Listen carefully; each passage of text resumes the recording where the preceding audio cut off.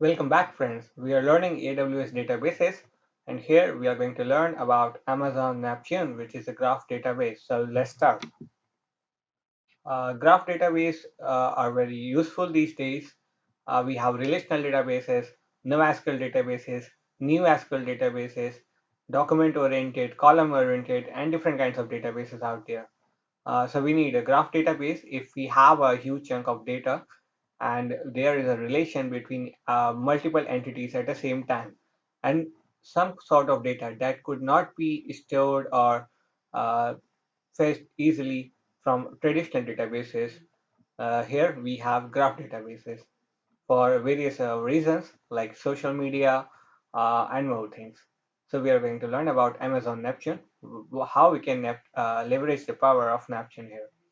So it is covered as a tool for using social networking, a recommendation engine, fraud detection, knowledge graphs, life sciences, network and IT operations, and more use cases.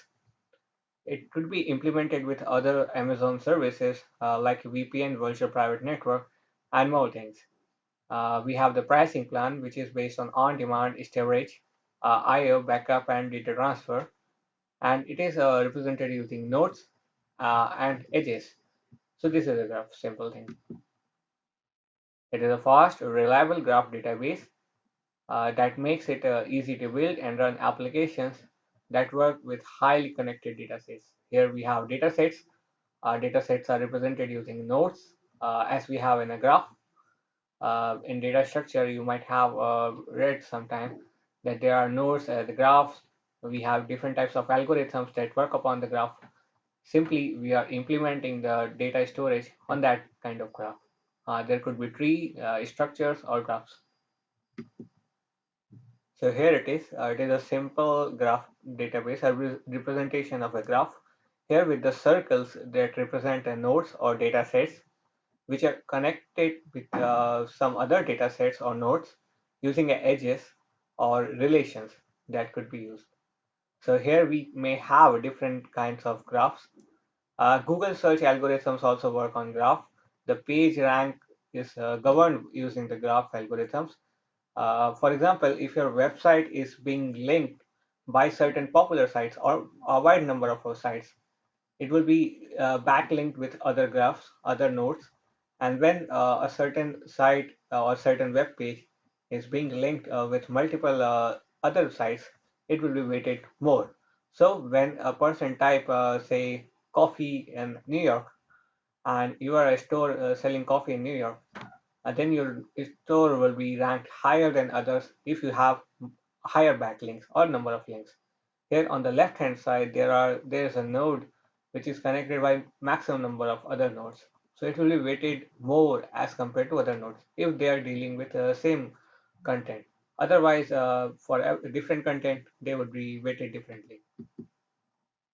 Similarly, here is a typical example that could be used with a graph database. Here it is an example of different relations that exist together in a graph. So here we have a Eiffel Tower as a node, which is a place, a relation is place, which is being visited by Bill, Alice, and Bill is a person and Alice is also a person. So here we have nodes, Bill, place, Alice, and Eiffel Tower, and here we have relations or edges, which is represented by a function called visited, visit, is a, and so on. Eiffel Tower is also located in Paris, which is also a node, and Paris is a city. Here we have these things. Then the other could be Bob, which is a friend of Alice, and which is also a person, but not a friend of Bill, as there is no direct relation. He may be a friend, but here it is not represented, so we assume that he is not a friend. He is interested in Mona Lisa painting. He was born on a certain date, and Mona Lisa was created by Leonardo da Vinci. This could be an example of a graph database. Here it works. We may have a data sets in certain format that could be represented. This is a typical example of we can have a complex or very highly complex data.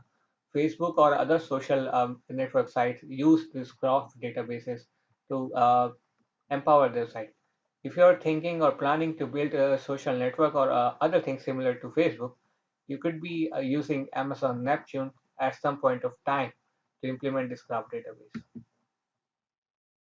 Here we have another use case for genetic algorithm or disease medical treatment. We may have different scenarios here. We have a node called disease, which is associated with another node called gene. Gene is associated is a part of a pathway. Pathway is a part of gene. Gene is a part of pathway, and so. A protein, a medical subject healing heading is a node which is classified by a disease, which is again associated with a gene. So we may have a same node repeated multiple times, but could be represented or a part of different nodes. We don't need to be having a graph which is a two-dimensional. We may have a multi-dimensional graph, not just three-dimensional, four-dimensional. That could not be visualized by any of the model of that we have. The Facebook relations are not two-dimensional or three-dimensional. They are multi-dimensional. We could not define that it would be four-dimension or five-dimension. The spatial dimensions is not very relevant. They could be overlapped and could not be simply represented by a graph. There could be multiple graphs existing parallelly. Here it is another graph for a media network or a inventory purchase. You may have a shopping site or e-commerce site. You may have a person who is purchasing something from your site. He may be interested. How Amazon or Flipkart or other Alibaba or other e-commerce recommendation engine works. You might have observed that when you visit a site, you visit an Amazon.com site and you just simply search for a trimmer or a mobile phone.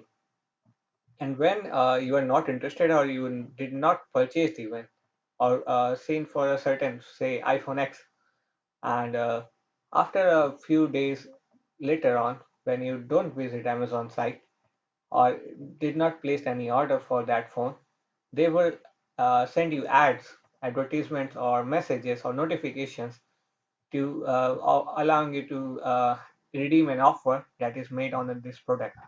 Uh, how the Amazon know that you are interested in that product or they recommend you these things. It is being used with the graph or at a certain point of time. We don't even know what we need to buy, but Amazon may recommend us that you may be interested in this product. They observe our pattern, they observe the pattern of our friends and associated ones, and they follow the order. They could recommend us things that we may plan in future to purchase. This way, the recommendation engine works, and everything is powered with the graph databases on the cloud. Here are huge benefits of using a graph database or a Neptune GraphDB because it supports an Open Graph API, which could be integrated with Kremlin, SparkQL, and different kind of things. It provides high performance for both of these graph models and their query languages. Supports multiple query languages. It lets you choose the property graph model and its open source query language, Apache Tinkerpop, Gremlin, or W3C standard research description framework, and more. It has a high performance and scalability. It is a purpose-built high performance graph database. Could be optimized for different queries. It supports up to 15 low latency read replicas across different availability zones to scale and read the capacity. It is scalable because it is on cloud. You could scale up anytime you want. It has a high availability and durability, 99.99% uptime, which is available. So it follows the fault tolerance and self-healing storage build. So you don't need to worry about the networking and other issues. It is highly secure, and if you are in a doubt, you can use the VPC and encryption or other sort of things like guard duty and different services offered by Amazon Cloud to keep it more secure. It is fully managed, so you don't need to worry about a database management tasks such as hardware provisioning, software patching, setups, configuration, or backups. You don't need to worry about the new package or update that is being made on the Neptune. It will be automatically managed by Amazon team. You only need to provide a database and perform the operations, whatever is required for your business domain and other purpose. It could be research or learning purpose. It works in a different scenario. We have to first load the property graph and RDF data, uh, the resource description framework graph model, and, and provide it by the S3, Amazon S3 storage. Uh, we may have a property graph or in the CSV, comma separated value format. We may have a resource description framework having a total n triples, n quads, or RDF or XML format of data. Then we have a bulk load API to store billions of relationships that could be stored in the S3 or other sort of database that we have on cloud. Then we have fast graph queries that could be performed on this data that is stored with RDF graph or having a billions of relationships. You may have a Spark QL endpoint or Gremlin server for executing, building and running applications to query a large chunk of formatted data or perform various kind of analytics work on these things. So when we use the graph database, there are various use cases. We may have a social networking site, there may be two-person who like certain things or did not like certain things. They may be friend, they may connect to a device, they may have read a certain books, watch certain movie, play certain game. They may have check-in at certain places, a location, hotels, use certain services, and more. We have this database existing. Then we have a recommendation engine that we have learned about with the Amazon example. Then we may have a fraud detection that could be used for OTP and different kind of things with a credit card system or other financial estimates. We may have a purchase transaction in real time to easily detect fraud patterns. Suppose that there is a known fraud which may use the same email address and paid with the same credit card. So when you approve a purchase, a product, uh, there may be OTP on different kind of things that could be implemented with graph queries, and that may identify different kind of frauds. So you may be nearly secure with a certain kind of frauds. Then we may have a knowledge graph storing different kinds of data, which may have a huge chunk, and uh, which may have a relationship and huge data. Similarly, as our brain stores the data, it implements a knowledge graph, and there are certain relations linked with other certain relationships, and there will be more and more data and relations out there. We have a huge data on Wikipedia, and which could be implemented with Wikidata and different things. You may be a genetic researcher or this particle accelerator engineer, and there would be thousands of subatomic particles or uh, millions of genetic data. So it is very hard for a human to detect the behavior of a single gene or single pattern. We may have a knowledge graph and keep computers to compute and decide what the pattern, observe the pattern. We may simply analyze a certain segment. We don't need to analyze everything. So that's the use of knowledge graphs. Then we could use it in life sciences. We could use it with network and IT operations for different kinds of IT operations. So for packet sub routing on the network, the subnet mask, and different packets that we have. We may work with a peer-to-peer network. These days we have a blockchain technology out there. We could empower a GraphDB with a blockchain and different scenarios as well. We may have a cryptographic hash or different files sending out there, and we may have need a GraphDB for those packet arrival and sending things. It could be Amazon Neptune could be deployed with a VPC in a secure environment. to increase the availability through our deployment into subnet zones.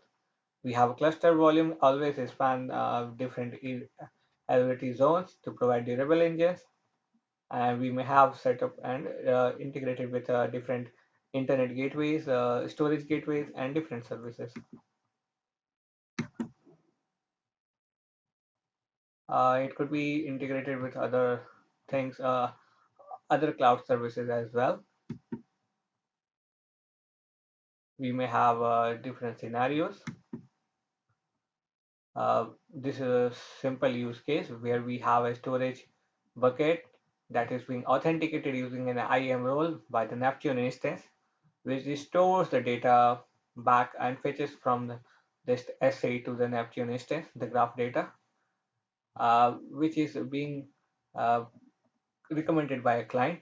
The client copies data to the bucket and then loads the command and execute on the Amazon instance. And Amazon instance and S3 is being performing a task, authenticating using the IAM role. Then we have different graph models and frameworks. The Gremlin traversal language for property graph and RDF resource description framework with Spark QL query language. There is more use cases with AppSync, a recommendation engine that could be used with Amazon Cognito and different kind of things. So this was a brief introduction about Neptune DB. We can implement a huge and complex solutions with this graph databases. So try giving it a trial, uh, give it a trial and try to build your own solution.